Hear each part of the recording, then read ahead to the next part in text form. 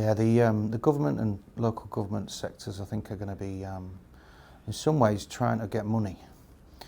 The the need is to keep providing the service, keep providing the the growth around libraries and things like that. And I think the struggle at times, and not necessarily everyday events, but it's understanding where they are with what they've got. So the work that we've done in previous years has been getting that baseline understanding and then the strategy going forward. And it feels like because of the COVID and the impact that's had on not just the offices within council, the libraries, the aqua centres and all these kinds of things, there's going to be, how do we operate these going forward? And if there was another pandemic, how do we deal with it more quickly?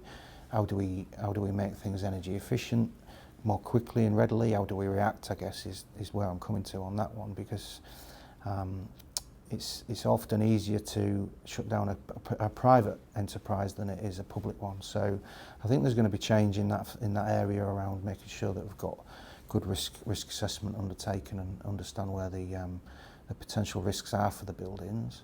The thing that came through for us in the last 12 months really with government was that there's a need for a better understanding of what the baseline spend is, and that's an area that it feeds into your rates at the end of the day, and setting of the rates and all the rest of it. They have to do that every 3 to 5 years, and it's also about are there certain things within the portfolio that they look after that they don't want to look after anymore. An example might be childcare facilities that they've got within their businesses or within their council that in actual fact they may be better off releasing to a private, take the money, use it to build a library. That kind of shifting around of the ownership model may be something that we see a bit more of.